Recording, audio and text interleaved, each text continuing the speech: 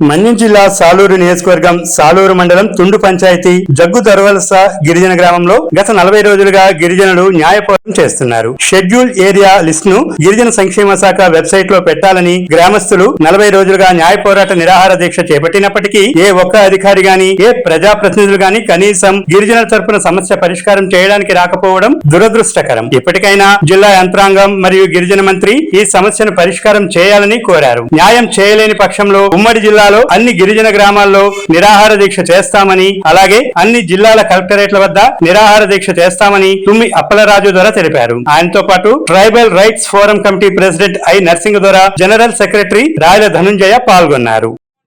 Tribal समस्या में स्पंदिंचाली राजेंदर गारू tribal समस्या में स्पंदिंचाली राजेंदर गारू ट्राइबल समस्या में स्पंदिंचाली गिरिजन एमएलఏలందరూ కూడా ट्राइबल समस्या में स्पंदिंचाली गिरिजन एमएलఏలందరూ ट्राइबल समस्या में स्पंदिंचाली आदिवासी संघ నాయకులందరూ కూడా ट्राइबल समस्या में स्पंदिंचाली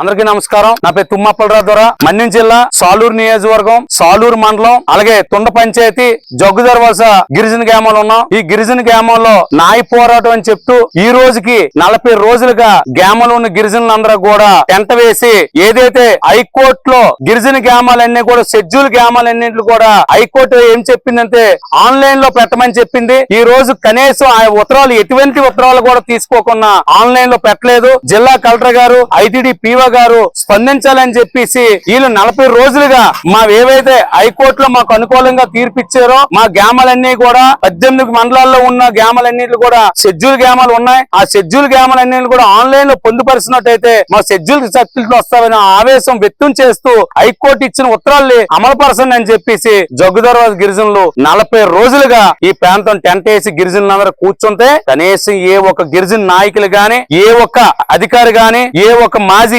ఎమ్మెల్యేలు గాని సిట్టింగ్ ఎమ్మెల్యే గాని స్థానిక మంత్రులు గాని ఈ సమస్య తెలుసుకోనికి ఎవరికి ముందుకు రాకపోవడం అనేది చాలా దురదృష్టకరం. కొంచెం మంది నాయకులతో ఈ సమస్యను పరిష్కారం చేసుకోవాలని డబ్బులు ఎత్తుకొని హైకోర్టుకి వెళ్లి ఉత్తర్వులు తీసుకొచ్చారు. ఎందుకంటే ఇప్పటికే మా ప్రాంతం అంతా కూడా 107 యాక్ట్ లేకపోవడం వల్ల భూములు కోల్పోయాం. షెడ్యూల్ గ్రామాలు లేకపోవడం వల్ల మా పిల్లలు ఉద్యోగ అవకాశాలు వచ్చినప్పటికీ కూడా షెడ్యూల్ సర్టిఫికెట్ లేకపోవడం వల్ల ఉద్యోగులు సెలెక్ట్ అవ్వలేకపోతుండ్రని ఈ గ్రామంలో ఉన్న వాళ్ళందరూ కూడా ఆదర్శంగా రాష్ట్రం అంతా తీసుకోవాలి, దీనికోసం వీళ్ళు పోరాటం చేస్తున్నారు.